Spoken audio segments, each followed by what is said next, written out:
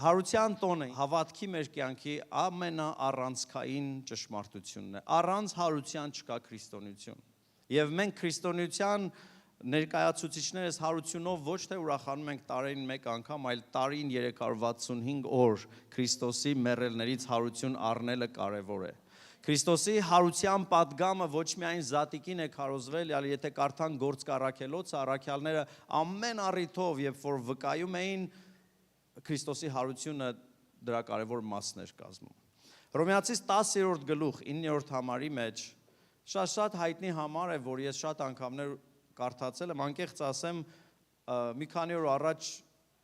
ուրիշ ձև իմ ուշադրությունը եկավ, որ փաստորեն այս համարի մեջ հարությունը առանցքային է նորից, որտեվ գիտենք բոլոր ուրիշ կրոնների մեջ մարդը ջանք է թափում մոտենալ Աստծուն։ Դու ես գնացողը, դու պիտի ճգնես, լացես, ծոմ պահես, սար բարձանաս, գնաս ինչ-որ սրբատեղի, մեծ քայլեր անես, դու ես հասնելու Աստծուն։ Քրիստոնեության մեջ Սուրբ Գիրքն ասում է, այն ժամանակ, երբ որ մենք դեռ մեղքերի մեջ մեռած էինք, երբ որ մեզնից ոչ մեկը դեռ Աստծուն չէր փնտրում, Աստված արդեն այնքան սիրել էր մեզ ապագայի վրայով, որ իր ամենաթանկը տվել էր մեզ համար։ Եվ փրկության process-ը շատ հեշտացրած է քրիստոնեության մեջ, որովհետև Քրիստոսը, որ խաչը բարձրացավ, իմ եւ քո մեղքերի համար վճարեց, որովհետև մեղքը հիմնական բաժանող բանն էր Աստծուն ու մարդուն։ Գրված է Հռոմեացիսի մեջ, որ բոլոր մարդիկ մեղք են գործել եւ Աստծո շնորհից, Աստծո փառքից պակասել են։ Եվ այդ մեղքի պատիժը, որովհետև մեղքի վարձքը մահ էր։ Եվ մենք ամեն մեկս պիտի մեր մեղքի պատիժը կրեինք, բայց Հիսուսը երբ որ եկավ, Հիսուսը քո եւ իմ մեղքերը իր վրա վերցրեց։ Եվ քեզ ասեց դու ազատ ես ապրելու։ Բայց որպեսի մենք փրկված լինենք մեր մեղքերից եւ հավիտենական կյանք ունենանք Քրիստոս Հիսուսով, շատ կարևոր հասարակ ու պարզ երկու բան կա, որ Հռոմեացիս 10-ի մեջ ասում է, որովհետև եթե Հիսուսին քո բերանով Տեր դավանես, սա անձնական դավանանք է։ Մեզնից շատերը ծնվել են քրիստոնյա եւ դրա համար մենք շնորհակալ ենք, մենք քրիստոնյա ազգ ենք։ Մենք պարծենում ենք, որ գիտեք մենք վաղուց մենք քրիստոնյա ենք ծնվել։ Բայց Պողոս առաքյալը Հռոմեացիներին ասում է, փրկության համար անհրաժեշտ է, որ Հիսուսին քո բերանով, ոչ թե քո ծնողների բերանով, ոչ թե քո կնոջ, քո ամուսնու, քո բերանով Հիսուսին Տեր ես դավանելու։ Այսինքն ասելու ես, որ իմ կյանքը հանձնում եմ քեզ Հիսուս, բայց միայն շուրթերով չի, ասում է հետո քո սրտում, ուրեմն հավատքի ակտիվացման համար փրկության գործը, որպեսզի իմ ու քո կյանքում կատարյալ լինի, այն ինչ Աստված արել է դառնա մերը, կարևոր երկու բան կար՝ դավանել սեփական շուրթերով, բայց սրտի մեջ հավատք ունենալ։ Ինչի համար հավատք։ Ես միշտ մտածել եմ այս համար, ասում եմ, որ հավատանք, որ Աստված կա կամ Հիսուսը մեր փրկիչն է, բայց հատուկ նշած է, որ եւ սրտով հավատանք, որ Աստված նրան մեռելներից հարություն է տվել։ Եթե սրտով հավատանք, որ Հիսուսը մեռելներից հարություն է առել եւ բերանով դավանենք, փրկված ենք։ Դրա համար հարությունը չենք կարող հանել կամ փոքրացնել, հարությունը առանցքային նշանակություն ունի, որովհետև հաջորդ համարի մեջ կկարդանք Հռոմեացիս 4-րդ գլխի մեջ 20-ից 25 համարները Պողոս առաքյալը ավելի բացատրություն է տալիս, ասում է Աստծո խոստման հանդեպ անհավատությամբ չերկմտեց, խոսում է հավատքի հայր Աբրահամի մասին։ Աբրահամը մի մարդ էր, որից Աստված որոշել էր մի ամբողջ նոր սերունդ սերի, որից էլ Հիսուսը պիտի գար, եւ Աբրահամին կանչեց, երբ որ նա Ուր քաղաքում էր, ասեց արի իմ հետևից, Աբրահամը հնազանդվեց, հետո Աբրահամը որդի ունեցավ, որ խոստման որդի էր, երկար տարիներ երեխա չէր ունենում, շատ ծեր տարիքում երեխա ունեցավ։ Եվ նրա հավատքը պիտի փորձվեր, Աստված մեկ օր ասեց Աբրահամ, արդյոք այդ քո մեկ հատիկը, որ ես եմ տվել, ինձնից շատ ես սիրում, թե կարող ես իմ համար տալ։ Եվ սա շատ կարևոր հարց էր։ Սա հավատքի գործ էր, որ Աբրահամը պիտի աներ, եւ գրված է, որ Աբրահամը չերկմտեց, այլ հավատքով զորացավ եւ փառք տվեց Աստծուն եւ իր մտքում համոզված էր, որ նա ով խոստացել է, ինքը կկատարի։ Դրա համար էլ այդ հավատքը, որ Աբրահամը ուներ ոչ թե իր վրա, այլ հավատում էր, որ Աստված մի ձև կանի, Աստված ամենակարող է, նա կարող է անել այդ հավատքը Աբրահամի համար համարվեց արդարություն։ Եվ հետո կապում է Աբրահամի կյանքը ու իմ ու քո կյանքը եւ ասում է ոչ միայն նրա համար է գրվել, Աբրահամի համար, այլ նաեւ մեր համար է գրվել, որ մեզ էլ համարվելու է արդարություն, որ հավատում ենք նրան, որ մեռելներից հարություն է տվել Հիսուս Քրիստոսին, որ մատնվեց մեր հանցանքների համար, ասա մեր հանցանքների համար։ Եվ հարություն առավ մեզ արդարացնելու համար։ Այսինքն այն նույն հավատքը, որ Աստված Աբրահամի մեջ տեսավ, որովհետև Աբրահամը հավատում էր, որ ինչ էլ լինի, եթե իմ մի հատիկն էլ զոհեմ, Աստված նրան կարող է հարություն տալ, այդ հավատքը, Աստված այդ հավատքի համար արդար համարեց Աբրահամին, մեզ համար ասում է, գրվեց նույնը, որ մենք հավատանք, որ ինչքան էլ ես մեղավոր եմ, ինչքան էլ իմ մեղքերը անտանելի են ու շատ են, եթե ես հավատամ Աստծո որդու զոհին ու հավատամ, որ նա իմ մեղքերի համար մեռել է եւ ինձ արդարացնելու համար երրորդ օրը հարություն է առել, ես արդարություն եմ ձեռք բերելու Աստծո մեջ։ Գիտեք, ոչ միայն, նայեք, Սաղմոսի մեջ ասում է երանի նրան, ում մեղքերը ներված են։ Գիտեք, ամենահրաշալի բանն է, որ գիշերը գլուխդ դնես բարձին, հանգիստ իմանաս, որ խիղճդ հանգիստ է։ Մենք բոլորս մեղք ենք գործում։ Մենք բոլորս հանկարծ վիրավորում ենք մեկին, նեղացնում ենք մեկին, հետո վատ ենք զգում։ Ինչ դաժան բան է, երբ որ դու մի բան ես արել, որից չես կարողանում ազատվես այդ մեղավորության զգացումից։ Եվ Սաղմոս 2-ն ասում է երանի նրան, ում Աստված մեղք չի համարում, բայց Աստված մեզ համար ավելին ունի սիրելն է, նա ոչ միայն մեր մեղքերը ներել է, լսի ուշադիր։ Սուրբ Գիրքն ասում է նա հարություն առնելով մեզ արդարացրեց։ Երբ որ դատական process է լինում, կա մեղավոր մարդ, որ կանգնում է դատավորի առաջ, դատավորը քննում է եւ այլ հաստատում է, որ այս մարդը մեղավոր է, հետո անգամ եթե այս մարդը բանտ է նստելու կամ վճարելու է իր մեղքի դիմաց, իր ռեքորդի մեջ, իր պատմության մեջ ինքը դեռ մեղավոր է։ Մեղավորը, որը վճարել է իր մեղքի դիմաց կամ բանտ անստե։ Բայց երբ որ դատավորը արդարացնում է մեկին, ամբողջությամբ նրա кейսը մաքրվում է այնպես, որ կարծես երբեք էլ մեղք չի գործել։ Հիսուս Քրիստոսի հարությամբ մենք ոչ միայն ներվել ենք, մենք արդարացվել ենք եւ արդար ժողովուրդ ենք Աստծո համար, որ մաքուր խղճով, համարձակ կարող են գալ Աստծուն ու ասել՝ «Փառքես, որ ոչինչ չեմ արել, բայց դու ինձ փրկել ես»։ Եթե հավատանք, որ Հիսուսը մեռելներից հարություն է առել եւ շուրթերով դավանենք, որ դա իմ համար է եղել ու նրան Տեր ընդունենք, պիտի փրկվենք։ Եվ սա ավետարանի բարի լուրն է։ Սրա մեջ է բարի լուրը, որ ոչ թե իմ գործերով, այլ Քրիստոսի խաչի վրա կատարածի շնորհիվ։ Մենք շատ հաճախ մարդկանց ասում ենք՝ դե արի եկեղեցի, որ փրկվես։ Հաղորդություն էլ որ ընդունես, մի քիչ կմաքրվես, որ 10-րդ էլ տաս երկնքում վարձ կունենաս ու տենց տարբեր քաջալերանքներ ունենք։ Բայց այն 3 խաչերը, որ տեսանք, հիշում եք այդ պատմությունը։ Հիսուսի հետ խաչվեցին եւս 2 իսկական ավազակ։ Հիսուսն ավազակ չէր, Հիսուսը Աստծո գառն էր, մաքուր ու անարատ, որ երբեք մեղք չէր գործել։ Այն երկուսը իրենց պատիժն էին կրում եւ իրար հետ կռվում էին։ Այն մեկն ասում էր՝ դե մեծ խոսացող ես, քեզ է փրկի, մեզ է փրկի, մի բան արա, այն մեկն էլ ասում էր՝ ինչ ես ուզում այդ մարդուց, մենք մեր պատիժն ենք կրում, նա ոչինչ չի արել։ Եվ հետո մեկը շրջվեց, Հիսուսին ասեց՝ հիշիր ինձ, երբ որ գոհարքայությամբ գաս ինձ փրկի։ Եվ Հիսուսը նրան խոստանում է, ասում այսօր ինձ հետ դրախտում ես լինելու։ Պատկերացնում եք հիմա դրախտի դռան մոտ այս մարդը գնացել է, սաղ կյանք ավազակ ա եղել։ Դրախտի դռան մոտ հրեշտակն ասում է, բարև ձեզ, դուք ով եք։ Ասում է, ես ինչ ավազակն եմ։ Ասում է, բա եկել եք երկինք, դուք ավետարանը կարդացել եք, ասում է, չէ։ Ասում է, կյանքում ժողովի գնացել եք, ասում է, չէ, ասում է, Unique Life-ը չեք գնացել, ասում է, չէ, առաքելական եկեղեցի չեմ գնացել։ Հաղորդություն չէ, Աստվածաշունչը գիտես չէ, կյանքում մի բառ Աստվածաշունչից կարդացել ես, չես գիտեմ, որ Աստվածաշունչ կա։ Բա ո՞նց ես եկել։ Բա ինչ արժանինքներով ես եկել։ Եվ այս ավազակը պիտի ասեր, այն մեջտեղի խաչվածը ասելա կգաս։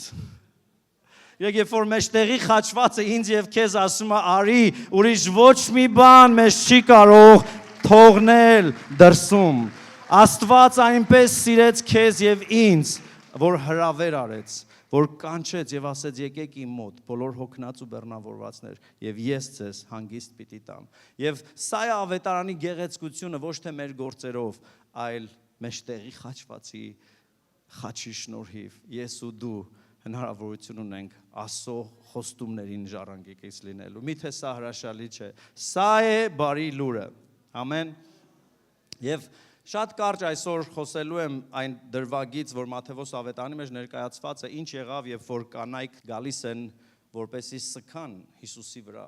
Նրանք չեն գալիս հարությունը տոնելու, նրանք գալիս են լացելու Հիսուսի վրա, որովհետև չեն կարողանում հավատալ, որ Հիսուսը այլևս գերեզմանում չի։ Մատթեոս ավետարան 28-րդ գլուխ 1-ից 8 համարներն եմ կարդալու, Matthew chapter 28 verses 1 to 8։ Եվ շաբաթ իրիկոնը, որ միաշաբաթն էր լուսանում, Մարիամ Մագդաղենացին եկավ եւ մյուս Մարիամը գերեզմանը տեսնելու։ Եվ շատ մեծ շարժ եղավ, որովհետեւ Տիրոջ հրեշտակը երկնքից իջավ, գնաց դռնից այն քարը հեռու թավալեց եւ նրա վրա նստեց։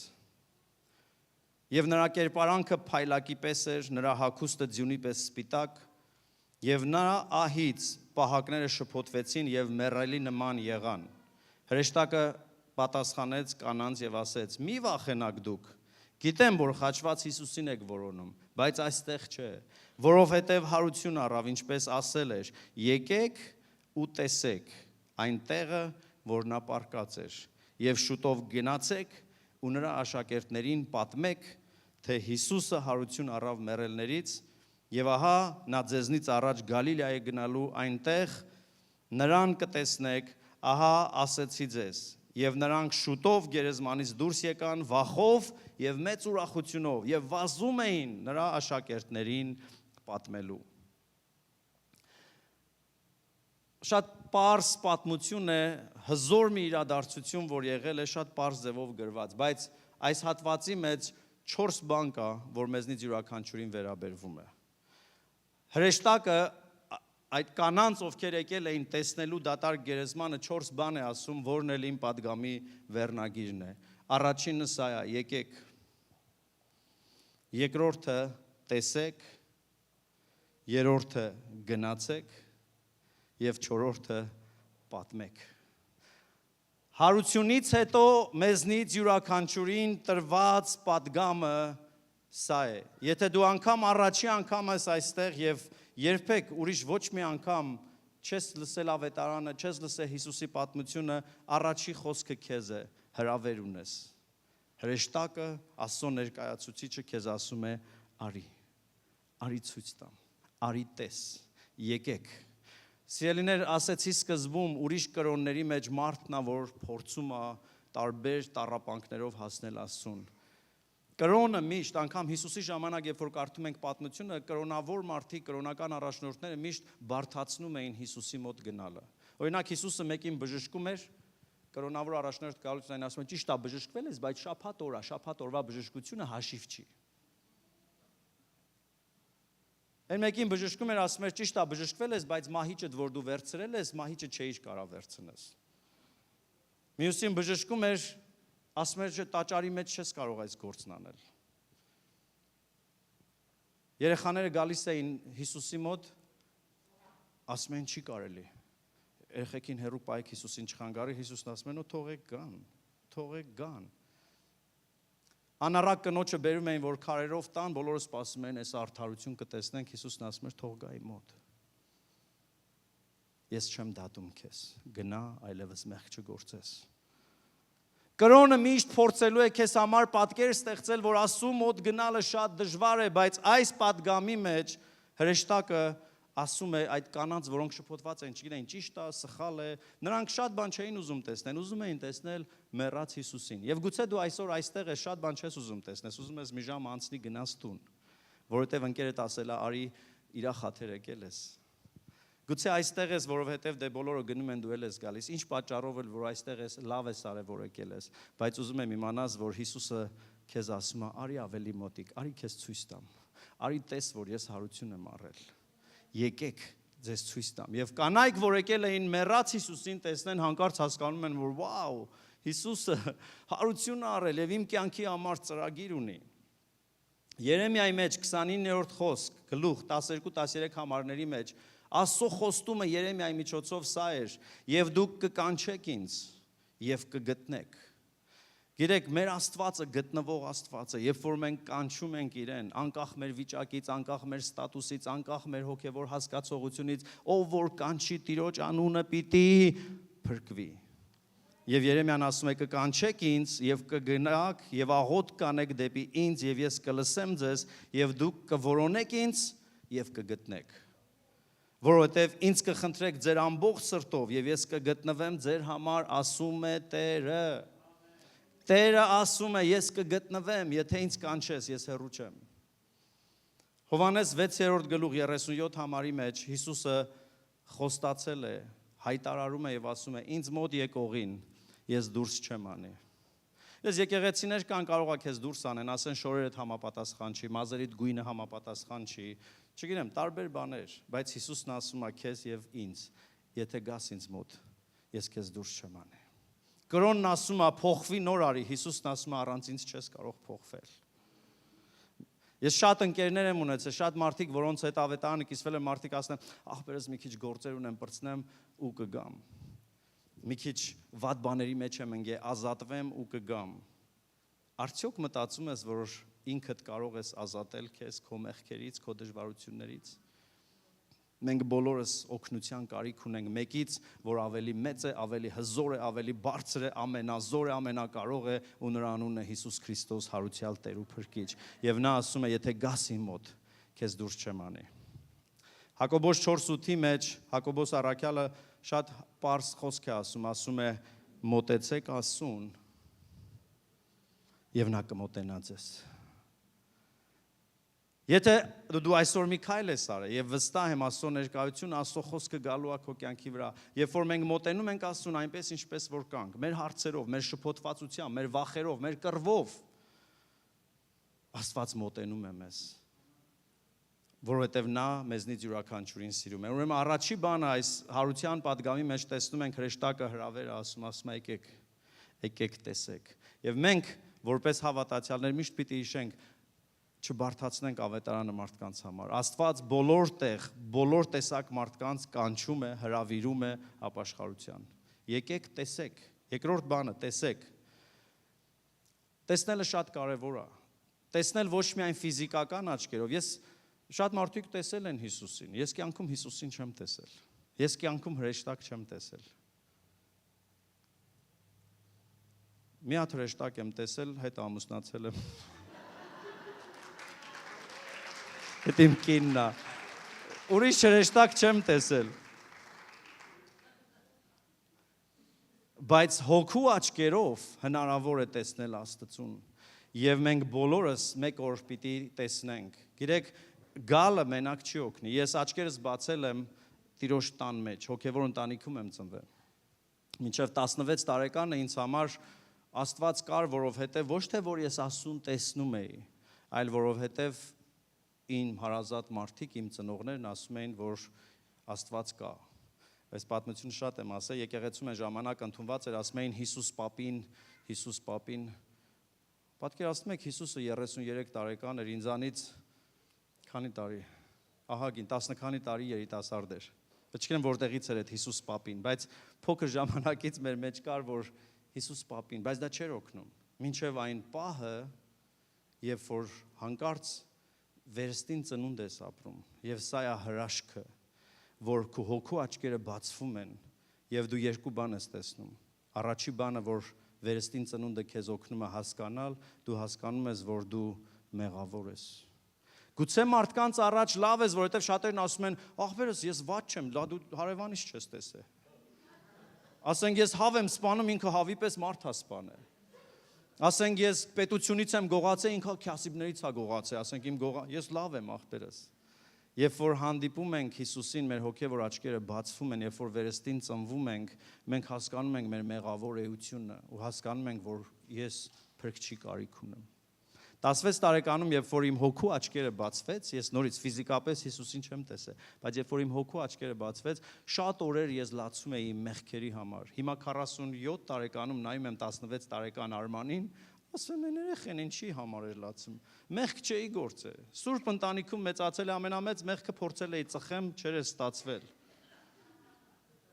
Բայց երբ որ աչքերս բացվին, ես օրերով լացում էի Հիսուսների մեղքերը, որովհետև դա ոչ թե իմ կատարած մեղքերն էր, այլ այն մեղավոր բնույթը, որ մենք Ադամից առաջի մարդուց ժառանգել ենք, գենետիկորեն մենք բոլորս մեղավոր ենք, Աստծո փառքից պակասած, եւ նաեւ մենք մեղք ենք գործում։ Ուրեմն տեսեք, եկեք ու տեսեք, սա շատ կարևոր է։ Սաղմոս 34:8-ի մեջ Սաղմոս 2-ն ասում է ճաշակեցեք ու տեսեք, որ Տերը քաղցր է։ Գիտեք, երբ որ մարդը երբեք օրինակ բանան չի կերել, դու ինչքան ուզում ես բացատրես, ինքը ուրիշ ձև է պատկերացնելու։ Բայց երբ որ մարդը ճաշակում է, եւ Աստված իր խոսքի մեջ ոչ միայն ասում է ունեցիր մտքի հավատք, ասում է նո, տես, ճաշակի, ներսից հայտնություն ստացի Աստծո ով լինելու մասին։ Ղուկաս 24-ի մեջ, երբ որ Ղուկաս ավետարանիչը ներկայացնում է Հիսուսի հարությունից հետո իրադարձությունները, աշակերտները Հիսուսի հետ էին, չէին հասկացել, որ այդ Հիսուսն է։ Սիրելիս, Հիսուսը քո ծնված օրից քեզ մոտիկ ա եղել, բայց դու չես հասկացել։ Բայց կգա մի օր, որ քո հոգու աչքերը կբացվեն ու կհասկանաս, որ նա քո ամբողջ կյանքում սպասել այն օրվան, որ քո հոգու աչքերը բացվեն ու դու ասես դու իմ Տերն ես ու Փրկիչն ես։ Երբ որ նրանց այդ սեղան նստեց, հացը առավ, օրհնեց, կտրեց ու տվեց նրանք կարծում էին, որ այս մի հատ ճամփորդ է, լավ մարդ է, հետը զրույցի էին բռնկվել։ Հիսուսի հետ խոսում են, ասում են, ախպեր, տեղակ չես Երուսաղեմում ինչ ա եղել։ Հիսուսն էլ ասում է, չէ, ինչ ա եղել։ Բայց ասում է, իմացար Հիսուսին բռնել են, խաչել են, Հիսուսին պատմում են ինչ ա եղել։ Ու չեն հասկանում, որ Հիսուսն է։ Բայց երբ որ հացը կտրում է, գրված է, նրանց աչքերը բացվեցին եւ խոսում է հոգու աչքերի մասին, եւ նրանք ճանաչեցին եւ նա անհայտացավ այդ պահին։ Սա է պատճառը, որ Եփեսացիս թղթի մեջ, որը շատ սիրում են, Պողոս առաքյալը շատ զորավոր աղոթքներ ունի։ Եվ Պողոս առաքյալը եկեղեցու համար աղոթում է հետեւյալը, առաջի գլուխ Եփեսացիների 10-19 համարներում ասում է. աղոթում եմ, որ ձեր սրտի աչքերը լուսավորվի։ Մեր ֆիզիկական աչքերով մենք այս աշխարհն ենք տեսնում, բայց մենք ունենք հոգևոր աչքեր,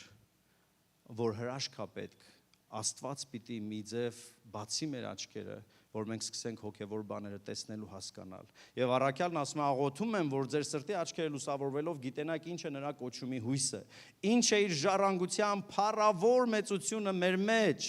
եւ ինչ է նրա զորության գերազանց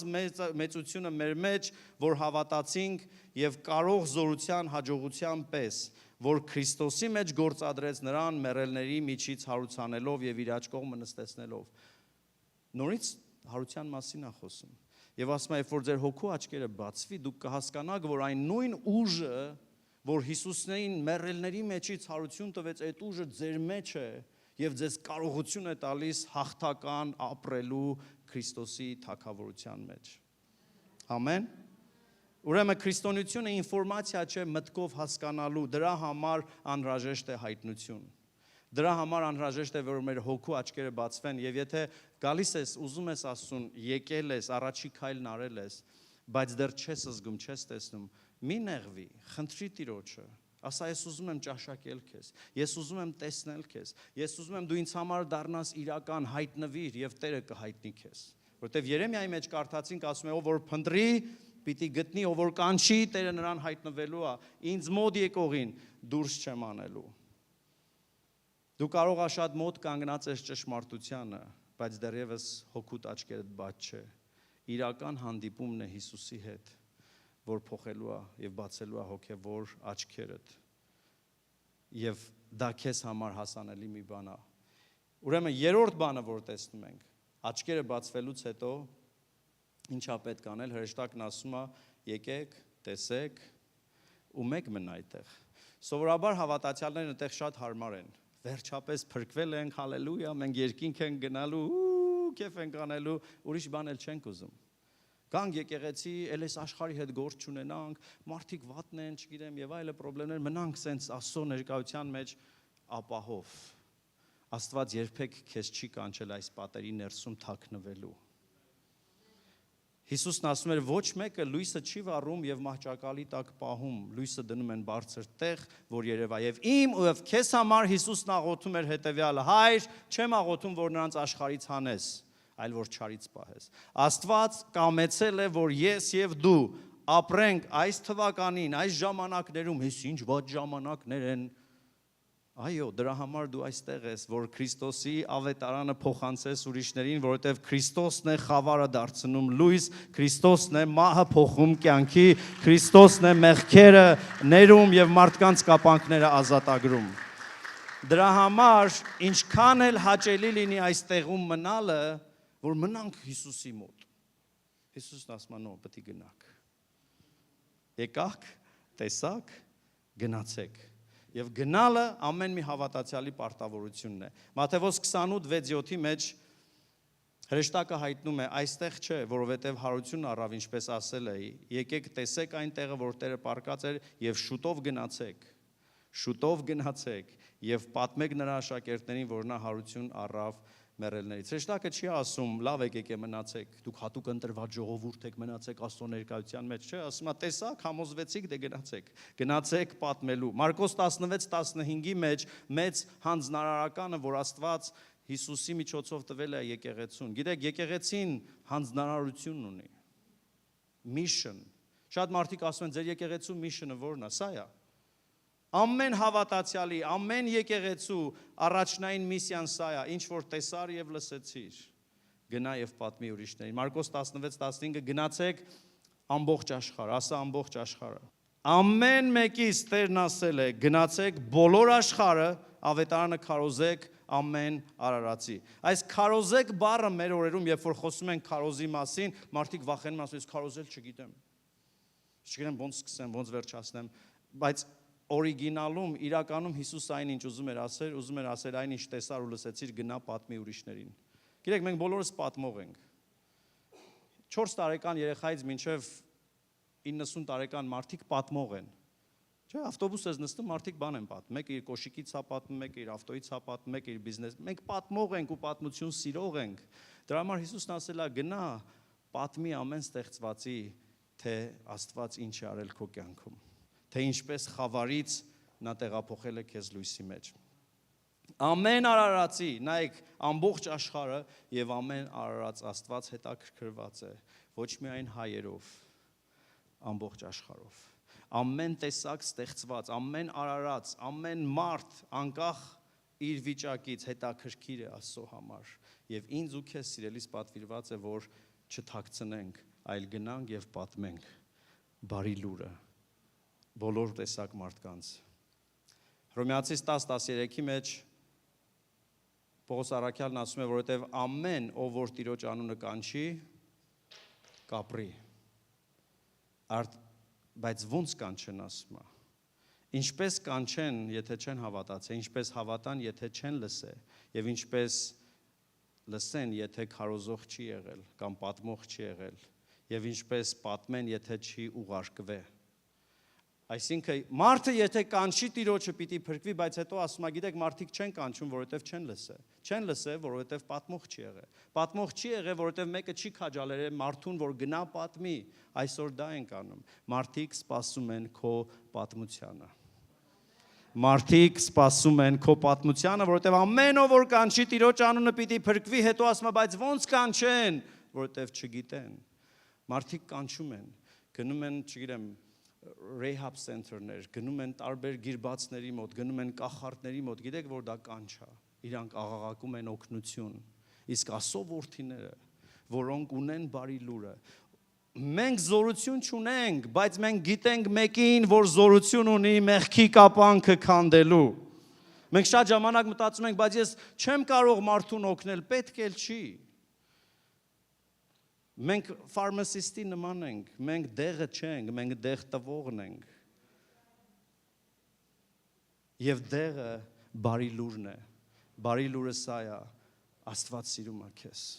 Եվ Աստված իր ամենաթանկը տվեց, որ նրան հավատալով կյանք ունենաս։ Ամեն։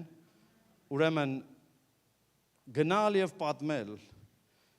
ամեն ստեղծվածի, ամեն ազգերի մեջ։ Եվ չորրորդը իհարկե գնացեք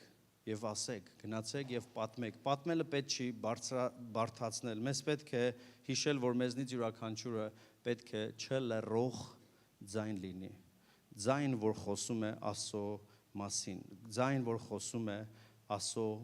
կատարածը մեր կյանքի մեջ։ Գործք առաքելոց առաջի գլուխ 8-րդ խոսքի մեջ գրված է դուք զորություն կառնեք, երբ որ Սուրբ Հոգին գա ձեր վրա։ Նայեք, Սուրբ Հոգին, նրանք ովքեր հավատում են Սուրբ Հոգու գոյությանը, երբ որ եկեղեցին գալիս է, թափվում է Սուրբ Հոգու ներկայությունը եկեղեցու վրա, մարդիկ ոգևորում են, որովհետև հրաշալի է, բայց Սուրբ Հոգու զորացնելու առաջի պատճառներից մեկը նա է, որ մենք գնանք եւ վկաներ լինենք։ Բայց շատ եկեղեցիներ մնում են Սուրբ Հոգու հետ եկեղեցում ու սկսվում են բոլոր տարօրինակ բաները։ Այո, տարօրինակ շատ բաներ են սկսվում, երբ որ Սուրբ Հոգու զորությունը կա եւ այն չի գնում դուրս, մնում է ներսում։ Զորություն կառնեք եւ իմ վկաները կլինեք Երուսաղեմում, Հրեաստանում, Սամարիայում, մինչեւ երկրի ծայրերը։ Գործք առաքելոց 4-րդ գլուխ 20-րդ խոսք եւ սրանով կավարտեմ, առաքյալներին բռնեցին, ծեծեցին, որովհետեւ չէին սիրում, որ Հիսուսի մասին պատմեն, ասեն ձեզ սրանից հետո չտեսնենք այդ անունով խոսել, այլևս չքարոզեք։ Առաքյալները դուրս եկան բանտից, ասեցին, բայց մենք չենք կարող այնինչ որ տեսանք, այնինչ որ լսեցինք դրա մասին չխոսել։ Մենք չենք կարող չխոսել։ Գիտեք, իսկական հավատացյալները, որոնք սիրտը վառվել է Հիսուսի կատարածի հետ հայտնությամբ, իրականում չեն կարող լռել։